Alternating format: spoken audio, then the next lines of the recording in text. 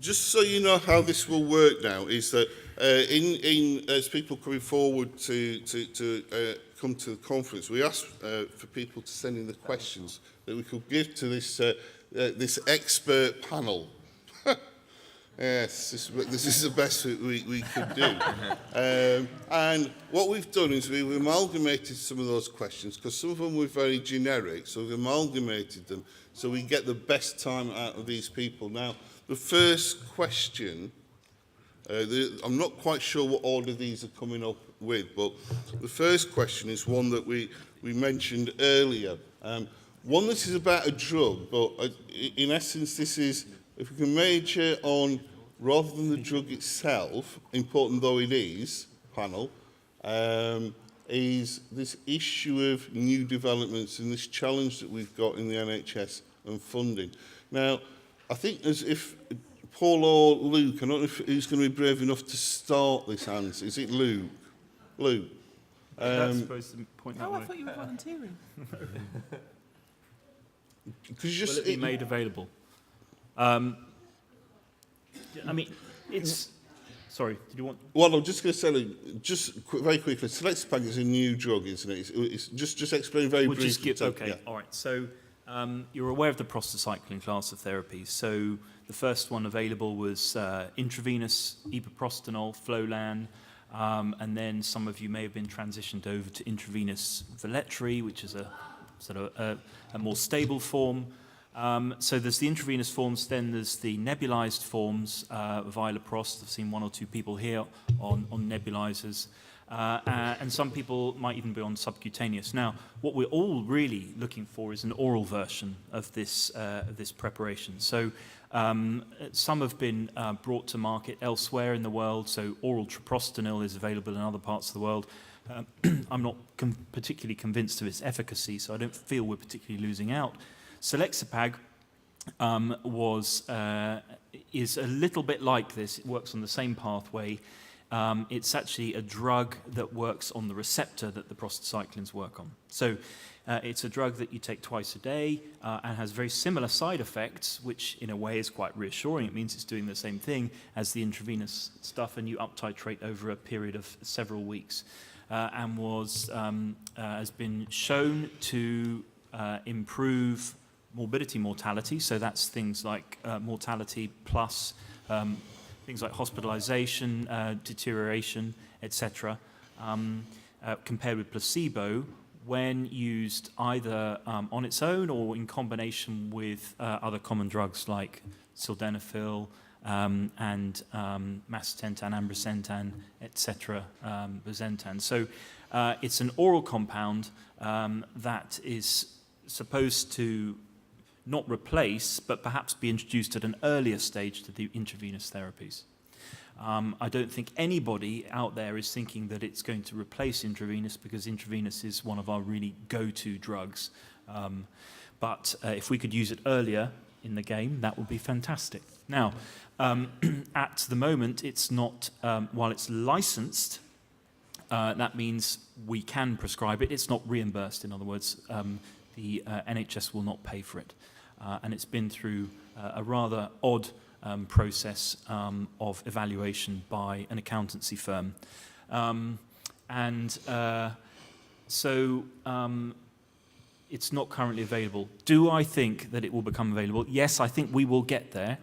If we look at riociguat, which is a drug that was the first to license for chronic thromboembolic pulmonary hypertension, it was turned down initially for pulmonary arterial hypertension. Then it got through the first phase of saying, yes, it seems to work and be effective and value for money, but it's not a priority. And then it went to the next phase. And so year after year, it gets closer and closer. I think we will get there with Selexipag.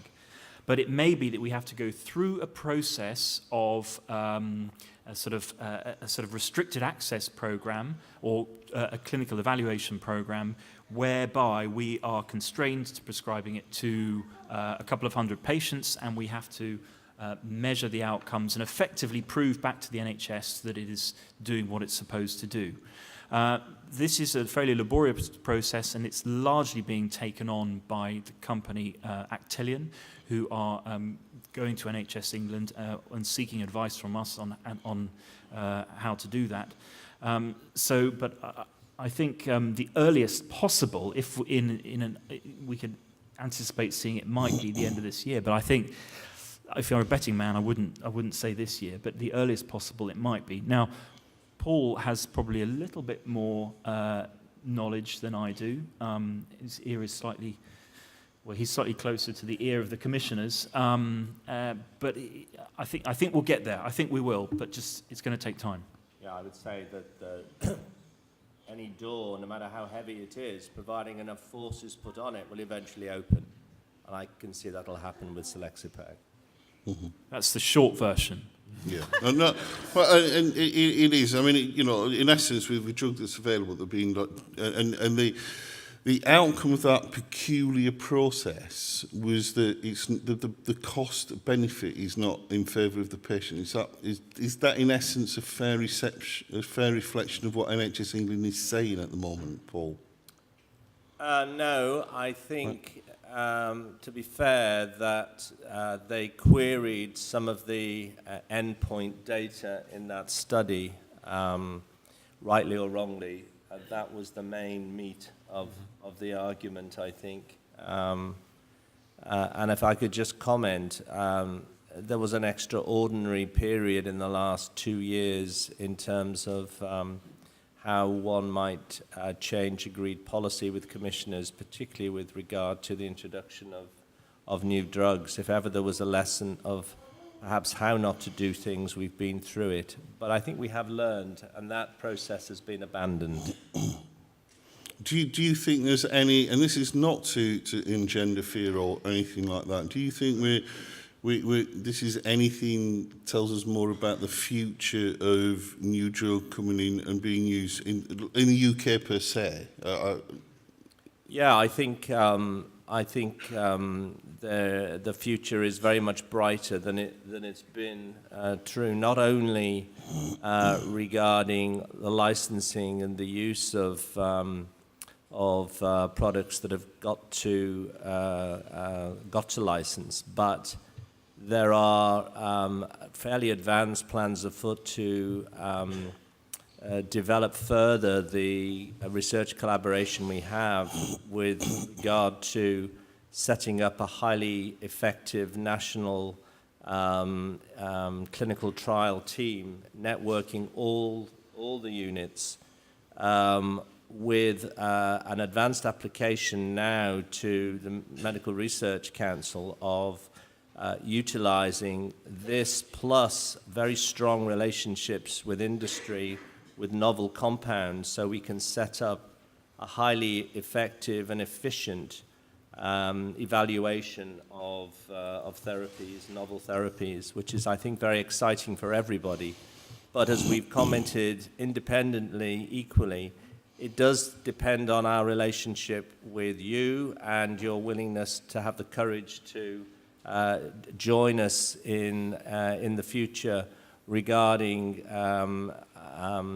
agreeing to participate in those sorts of therapeutic clinical trials. But I think by doing that, we are likely to make more ground in the next 5 years than we have in the last 5 years. Mm-hmm. Mm-hmm. I think the other thing, just to say that, I know I alluded to just after the coffee break, one of the lessons we've learned or learning as an organisation from other charities who've been in similar positions of high-cost drugs and healthcare provisions is that the importance of patient stories and experiences is really important, and something we as an organisation over the period of time of these developments is actually to say these do make a difference, and these are the reasons it makes a difference, because clinical data is really important. The unfortunate thing, or the reality of it, is that a lot of people who make decisions, be them commissioners or policymakers and politicians themselves, don't necessarily understand clinical data, but what they do understand is patient stories and patients' narratives, and that's where we can help support that type of thing as well, the true lived experience of this condition. And, you know, if it is that, well, this drug costs so much money, for example, and we can't afford it, is that, well, actually, for me, this is really important, and the impact of, we're not asking for anything and everything. We're asking, as I say, going back to Luke's sort of comment about the best evidence, and, you know, it is interesting, Selexipag's not out of the price bracket of drugs that we're presently using, but it's to do with other processes as well. Neil, did you, from a pharmacy point of view, is there anything the other guys have missed that you think is just important here, or? No, I think I agree with what my colleagues have said. I think the frustration is that we want to practice in accordance with the best evidence and in accordance with international guidelines to bring you the medical treatments that are out there. That it's been proven to be effective in as I said earlier, the biggest randomized controlled trial, and it's hugely frustrating that we've got to go through this extra level of evaluation, which itself has no guarantee that, and it's an extensive period. So I think there is frustrations. We are fighting your corner as best we can at a high level, and you know, I think going forward the process will be refined, and we hope that we don't come up against these barriers going forward. But the thing with this drug particularly is that because it's licensed for triple therapy, currently that triple therapy is only allowed for a few, and potentially this drug would make it much more widespread for people to need triple therapy. So I think it's a fundamental change and evolution in the way that we're managing people.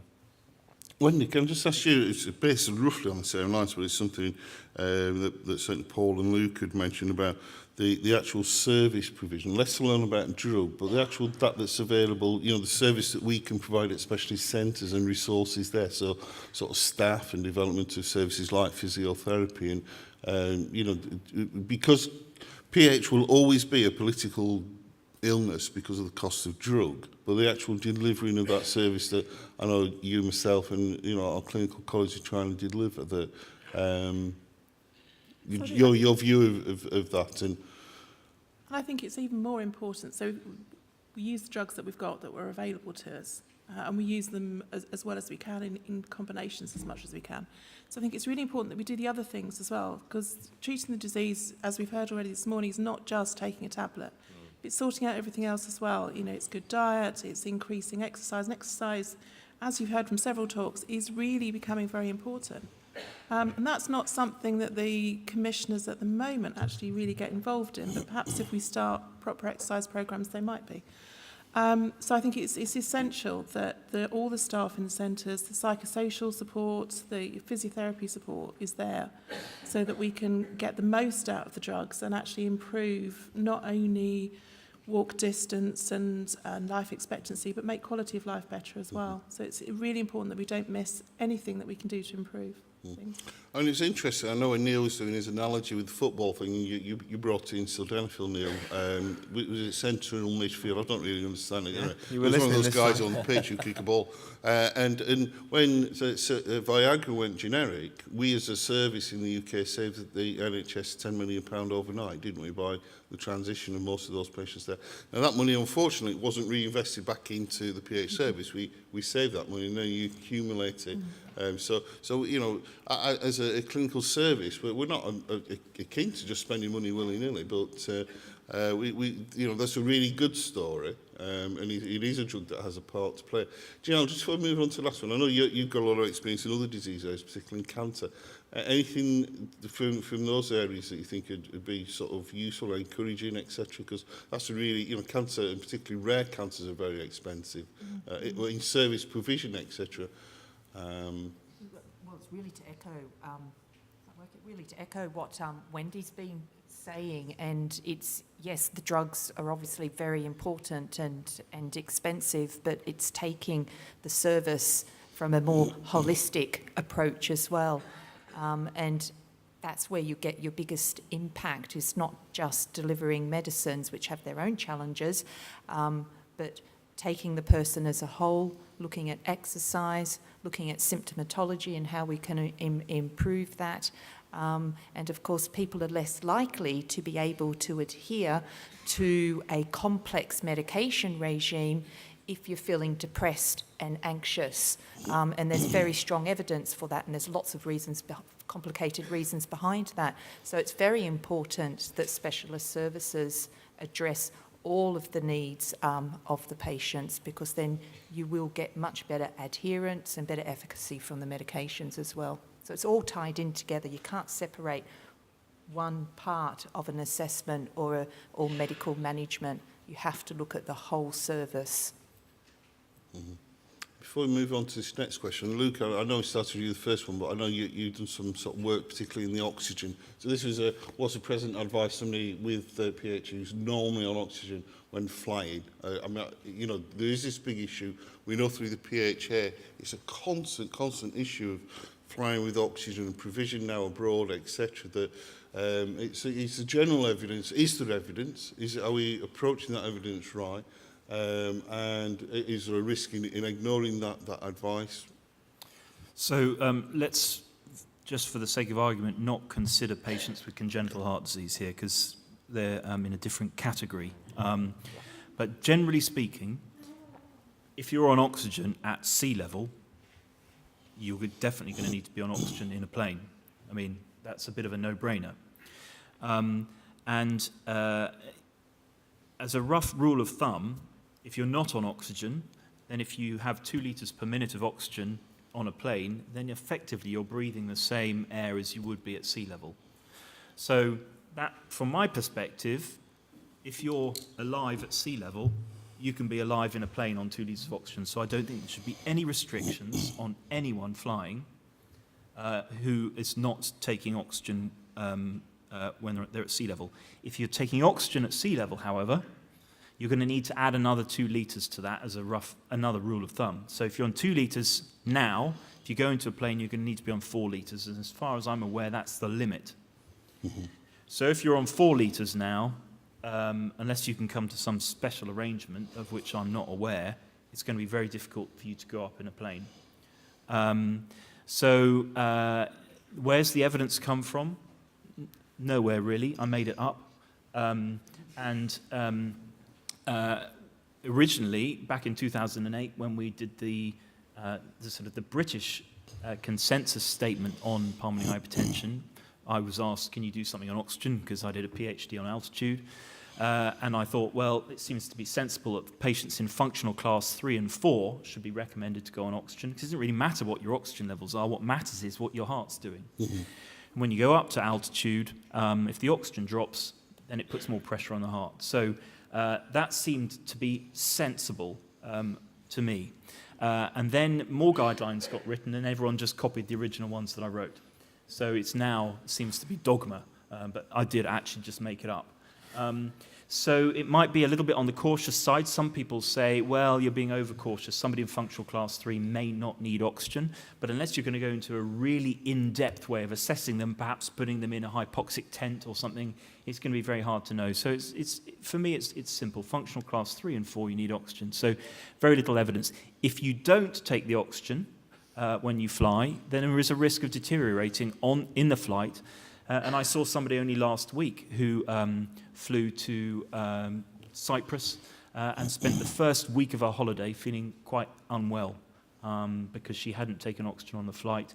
The second week of her holiday was fine. She flew back to the UK, was unwell for a week. And we've had people, and Wendy, I think, has got more stories of people who have just deteriorated mid-flight and post-flight. So, and at the very worst, there is a risk of death, but I guess it's pretty small. You might just actually ruin your holiday. What I would say as well is that it's more the deterioration afterwards, because the heart has to work extra hard during the flight. You then end up with more swollen ankles and more heart failure, and like Luke said, feel more unwell for the next few days. It doesn't tend to be, like in the movies, when somebody suddenly, their oxygen gets taken off and they suddenly gasp for breath and they think they need to have it. It's just that slow extra demand on the heart, I think, during the flight. I will say we've had several patients who we've said use oxygen on the flight, and they've had it organised, it's all been set up, and then they come back and see us in clinic and say, well, actually it was okay, I didn't really need the oxygen on the flight because I didn't get that much more breathless, but I wasn't very well for the first couple of days. So I would say if you've got oxygen on the flight, use it. Take it off to go to the loo, take it off to, if you want to eat your dinner and things like that. But if you take that on the flight, you're much more likely to get off the flight and have a bit more energy than probably most of all the other people you travelled with. Mm-hmm. Because having just been on a 13.5-hour flight myself, I know that I got off it having spent most of the time asleep, absolutely exhausted. And that's because the oxygen levels were only like 15% instead of 21%. And that's why everybody gets tired when they're flying long distances. So, just be cautious. Nothing to do with the gin and tonic. No. Paul, I'd concur with all that. The only other thing I would say about flying is that flying these days, anyway, that sort of travel tends to be stressful. But airports and terminals and where you board the plane and where you check in often are inordinate distances now. And flying, the whole concept of flying on holiday, I think, is more than just oxygen on the plane.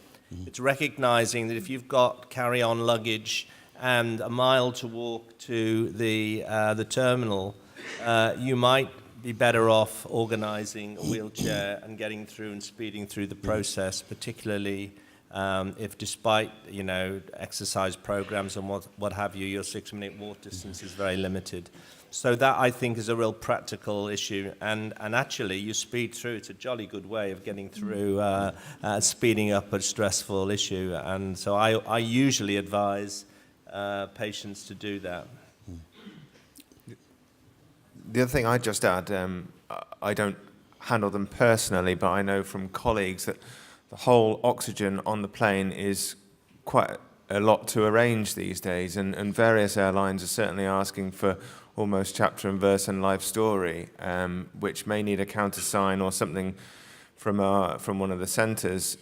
So if you are planning to do it, then please be organised, do it well in advance, talk to the airline before you book up, find out exactly what they would want in the way of an assessment letter form filled out, because it's a lot for colleagues to do. Happy to do it, but it does take a lot of our time up. So the more notice we've got, then the better. So do think about all those sorts of things, and also in terms of like your travel insurance, make sure that everything's sorted out well in advance from a purely practical perspective. And I would say when you book the flight, make sure you tell them that you need to have oxygen, because airlines are only allowed to have 2 people with oxygen on at any one time. If you look at and find a really good flight that's a really good price, often it's because they don't allow oxygen on the flight or don't provide it. There are very few of those now, but some of the very budget ones are very, very difficult to get oxygen. So always make sure that you've checked whether you need oxygen before you actually go and book your flights. And the worst thing to do is to book the flights, especially somewhere really expensive, then phone them up and say, I've been told I need oxygen by my local team. They then say, well, that's going to cost you £800, and you go, oh, actually, it's okay, I'll fly without it. And then they say, no, you can't. Because if you've been told you need oxygen, they won't then take the risk of flying you without it. So, if you need to do some secret shopping, do it, but don't tell them who you are, and make sure that you're prepared when you actually go and book your flight. I mean, the unfortunate thing as well, that while it is, take a risk, that we know that the reality is it's still £600 onto your ticket, which these days is going to be more than the flight itself. I actually agree with Paul. I think the best thing about the oxygen thing is that it gets you to the front of the queue. The only way you can normally do that is travel business class or something like that. And there's not that often I get a chance to fly with Paul. But it is, people think I'm really conscious and stuff like that. I mean, I'd love to be able to be on one of those things and just wave, the simple wave as you're going down, and perhaps a 2-finger wave to those who say, no, wrong with him, I don't really care. And people are not really all that conscious, but it's that provision and stuff like that. But it is this cost, and we continue to try and do work with this. But most airlines wouldn't charge you for a wheelchair, but they will charge you for oxygen. Something not quite right with that, but we just have to get on with it. And it's one of those battles that we could fight if we got the time and resources. We would fight again, but it is the reality. Can we move on now to something else? Because I'm aware there's a few questions really important. this is, Wendy, I'm going to start with you actually firstly. So this is about it's some of the differentials between management at different centres, and it's some question about, and it's only for a small group of people, but it is one of these things. It's about the pumps that are used intravenously. Why is it there's not a standard treatment in pulmonary hypertension for, like, with intravenous drugs? So while this talks about the pump, why is it if you go to the Hammersmith, they will treat you differently in some ways than in Sheffield or in Newcastle?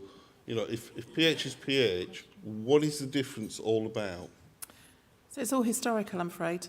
When you go back sort of 20 years ago when we first started using prostacyclin, there were just very small numbers of patients, and it was, you know, the physicians that were interested, it was the hospitals that they worked in, and it was the pumps that were available at the time. We didn't have the PHA.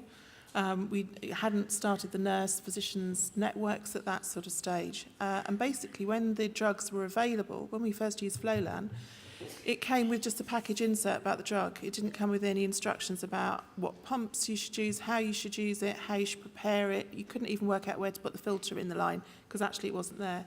And so there wasn't really anything to support it. So what happened was the nurses would take home perhaps the pumps and all the consumables and try and work out a way to do it and write our own instructions. And I remember speaking to Ian a long time ago where he faxed me over his instructions that came on, you know, with those feed-out rolls of fax paper. It's long since faded. So, you know, there was some collaboration, but really it depended on which hospital you were at and what the rules were in that hospital. And some of it, I think, is still very much like that now, which is why we have a different pump to Ian. But what we have done as the sort of nurse pharmacist group over the years is we've tried to make our instructions get a consensus. So the majority of people probably in the UK now use a CAD pump, unless you're in Sheffield, where you use your nice T60s. T60s? Yeah. But what we have tried to do is make it so that it's you know, much more consistent throughout the country. But still, there will be individual trusts that will have their own directives. But we'll work towards it still, won't we? Yeah. The nice thing is now is that when drug companies produce new drugs, I mean, when we had Velletri comes with patient information books, DVDs, websites and everything like that. So it's all set up. So that there's a lot more resources out there now. I think the other thing is reality is that as far as intravenous drug is concerned, the pumps, etc. Because there was a bit one of the questions Kate was really interesting. The guy who sent this one is completely deaf, so you can have the loudest alarm as you want, but why does it not vibrate? Because it is causing a concern. But the pumps that we use in PH, they weren't developed to give a drug 24 hours, 7 days a week for life through a Hickman line. So we're borrowing treatments from other areas.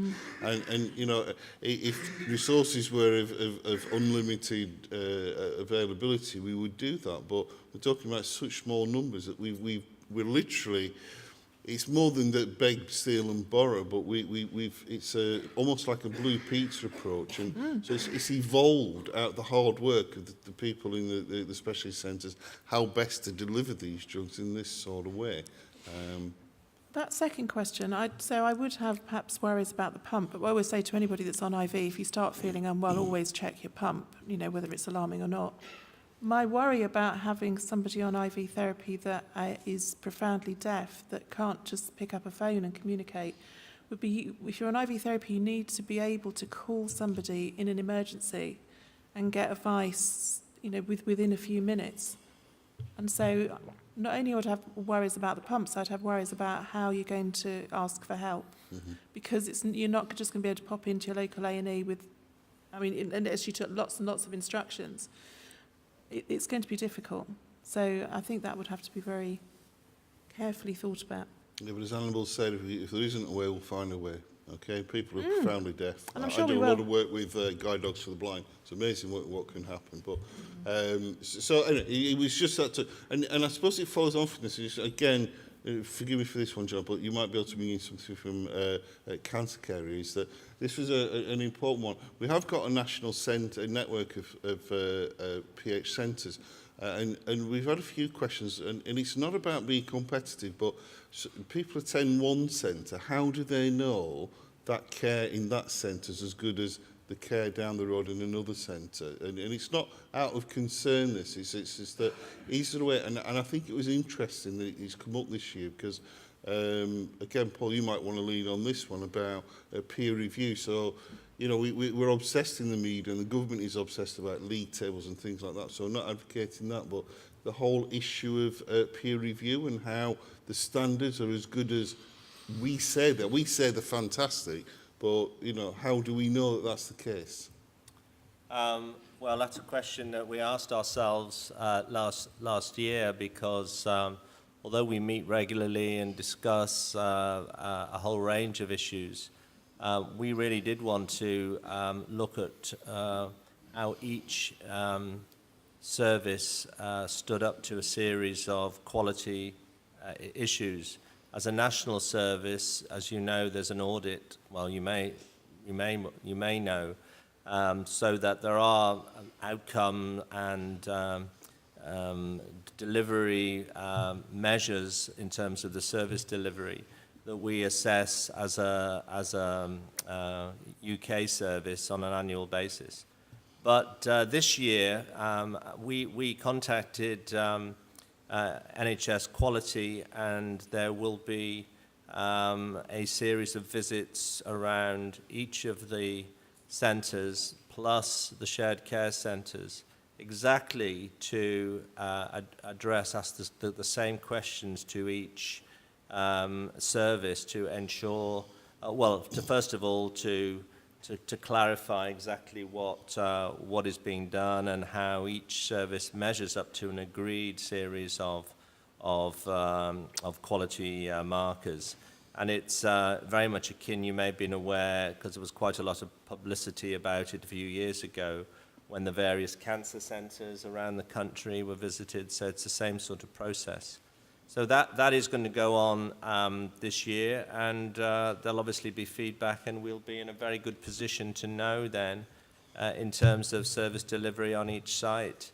And then next year, we've been advised there will be a more generic, general review of the UK service, but based at each of the sites, asking the question, do we have at the moment the optimal setup for delivering care for PH? So I think, again, there are going to be two reviews, and I think we welcome these. We don't feel threatened by them because we want to be sure, and we started the ball rolling ourselves, saying we want to be sure with the very question that the questioner asked, so that you as a patient population can be confident that whichever centre you're referred to, you will receive a level of care that is accepted by a stringent set of quality set by ourselves, with evidence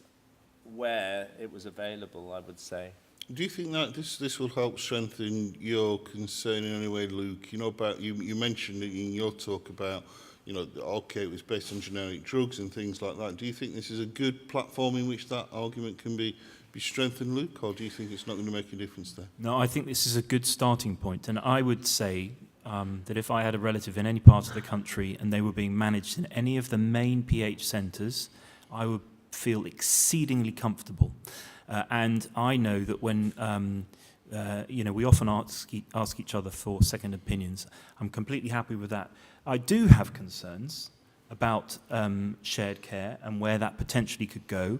And my concern is that with generic drugs, which become cheaper, is that shared care will potentially grow. Now, I think that's okay as long as there is a very short leash between the main centre and the shared care centre. And I think there is a risk in the future, and I don't know, and this is what I think we do need to examine with this review. I'm being completely honest. Are there some patients who are being seen purely in a shared care centre, excluding congenital heart disease? I think that's a very different matter. But seeing exclusively in a shared care centre, who often do not get to see a physician from the main centre. If that is not happening, then I'm delighted. But I don't know it's not happening because I don't know exactly what's going on.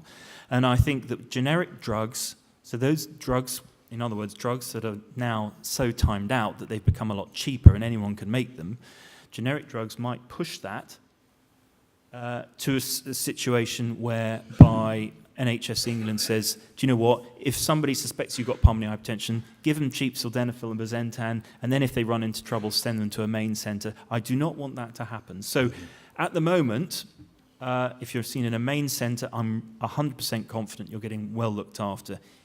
If, however, you are not seeing a physician once a year minimum from the main centre, but you're seeing somebody who's been given some responsibility, I don't think you're getting best care.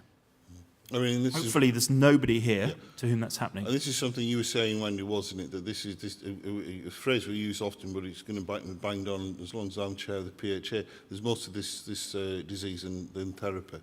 So, you know, it's the whole structure, isn't it? It's what we see in cancer care, Janelle, that, you know, the essence of good delivery of care is not just the end of a pen. It's all that support mechanism that's there. It is interestingly, yeah, you showed in your slide about, you know, higher proportion of diagnosis at specialist centres, around 50 kilometres of specialist centres. One of the reasons for evolution of shared care was to try and address that issue. Now, the one thing that we know from the impact survey, it didn't work because we've still got the same problems. We've got the proliferation of shared care.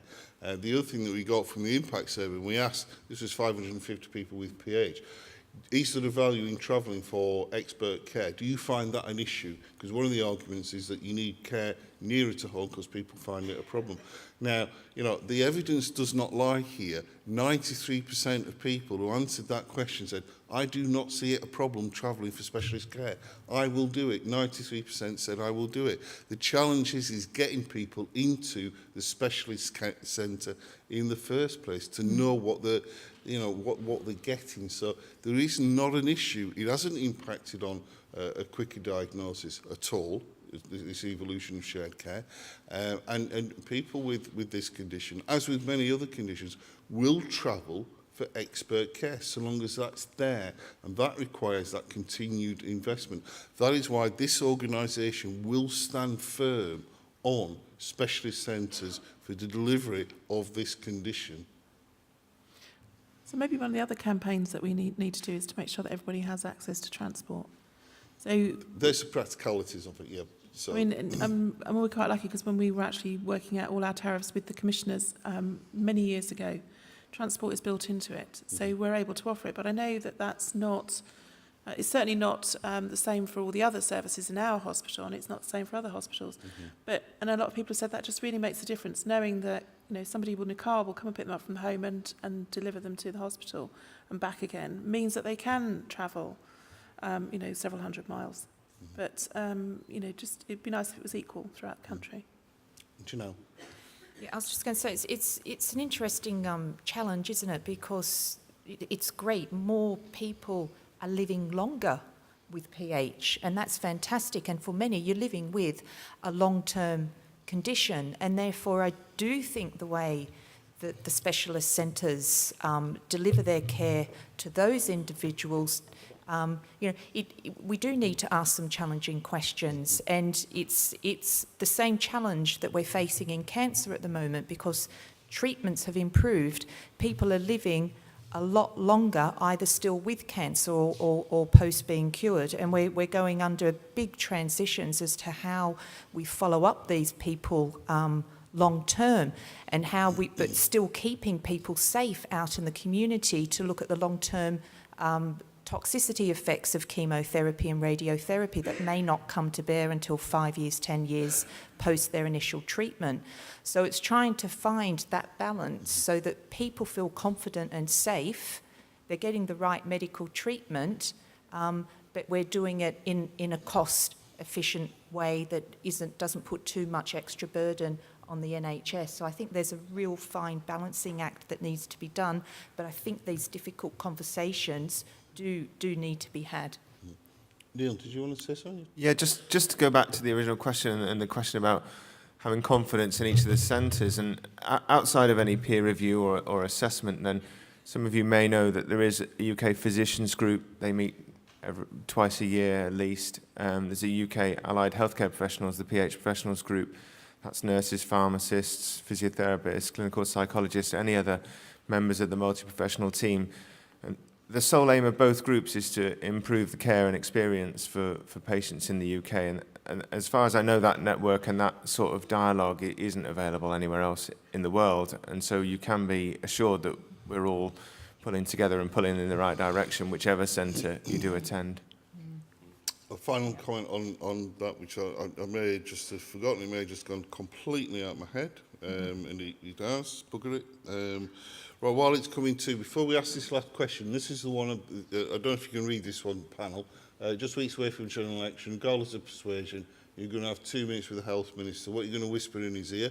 Before that happens, Mary and Chandra, just come up, because I want a lot of things that we're talking about and engaging with the PHA during this afternoon, so at lunchtime. Mary and Charlotte are part of one of the structures that we have at the PHA. Sorry, I mean, this is really embarrassing. I just want to... let me stand row between two columns. They've got the media stand now. We need people to get involved in the organisation, tell stories, etc. I want you to have a conversation with these at whatever level you might want to get involved in it. Please do. Don't just walk past them. Okay? I know they're frightening. But we're not talking about putting you in front of a camera, media, something like that. Please, we need to know. We need that support. So I just drag them in here so you know who they are. And as you walk past them, if you don't take those on, you're going to sit the foot out and you're going to end up on the floor. Okay? So, Mary and Charlotte. Okay? Sit down.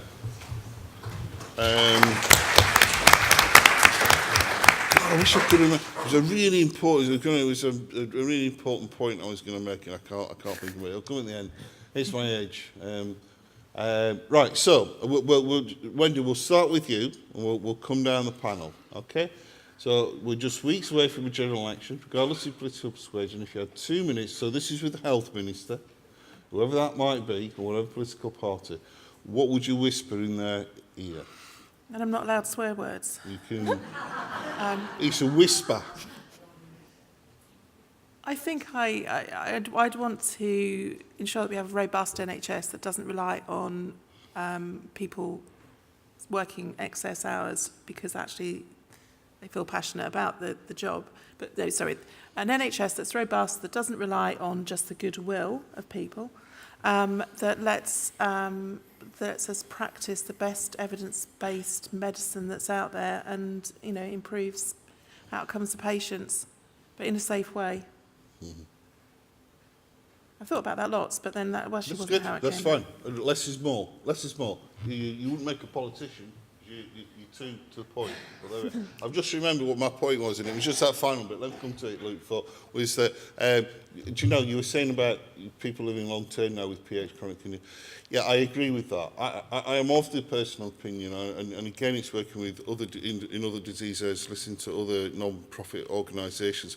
I personally think we're investing in the wrong thing, and this is not kicking shared cake. There's a point that where people live with long-term conditions is at home. They don't necessarily need to be brought into hospital in secondary care. We need to be better at supporting people living at home. Why do you need to go into and see somebody and have a test done and have something measured when it doesn't make any difference? Because sometimes in shared care, what is happening is repeated care that makes no difference whatsoever. So one of the challenges that we have as an organisation, I think as a clinical service, is see how we can work better with, you know, general practice, with heart failure nurses, respiratory nurses, all those things. We don't need to reinvent wheels, but work it on that one. So that was my wisdom there. It's not very impressive when I say it, is it? Anyway, I just thought it was impressive. Luke, your 2 minutes with a health minister. So, look, I think we can't really tackle the issue of funding of the NHS. I think while the NHS is completely free, the point of delivery, we are always going to have rationing. I think we just need to be open about that. Mm-hmm. I think the health ministers say there is a fixed budget, there is rationing, you're just going to have to live with it. Now, if we have rationing, so we don't have a massive increase in budget, I would like to have control of my own budget. Now, I can prescribe a tablet of an ERA, for example. I can't remember how much it costs, £25,000. I can prescribe that on Monday to 10 patients if I want. I can blow £250,000. And nobody's going to ask many questions. However, if I wanted to employ 2 consultants, I would be battling to do that, and I would fail. So I find that completely and utterly ridiculous. So I think if we were to able to negotiate our own budget and spend within our budget, now it might be too much to say that that budget covers healthcare professionals and drugs, etc. I realise I'm running out of my 2 minutes. But That's okay. if we just started with a drug budget, yeah?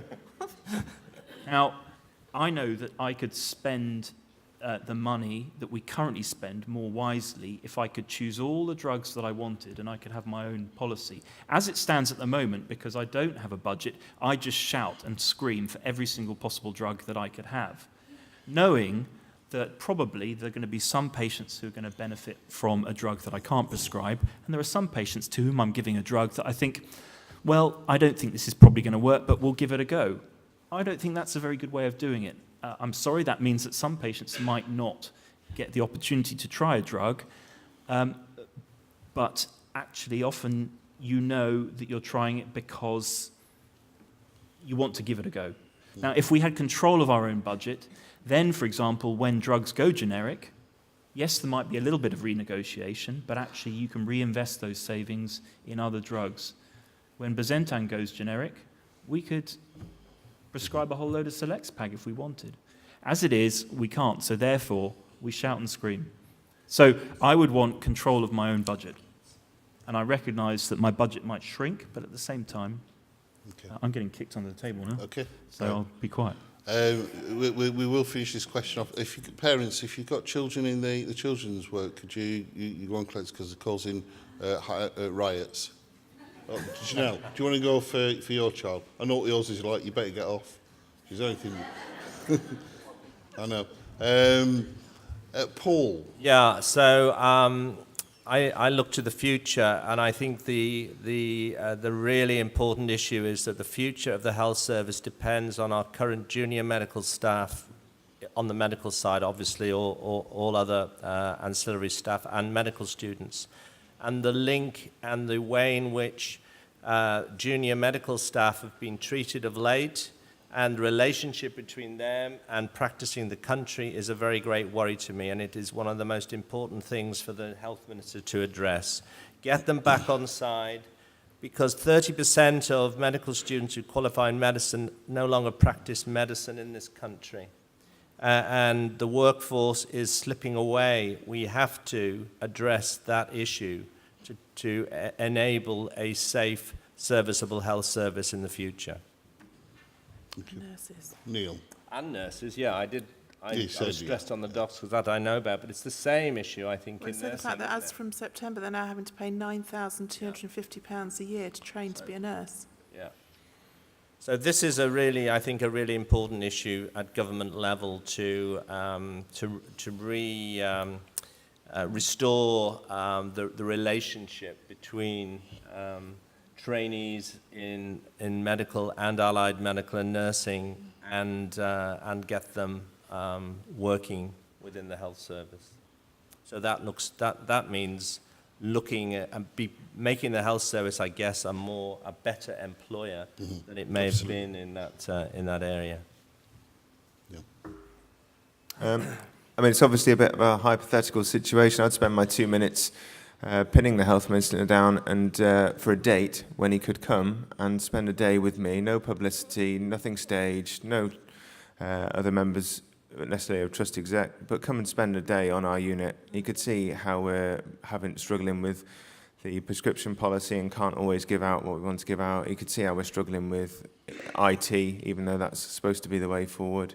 He could see how much extra time virtually every member of the staff on the ward is putting in, and that would be a real back-to-the-floor exercise, I think, far more worthwhile than a really good way for him to spend a day. Mm-hmm. So you're going to ask the health minister for a date?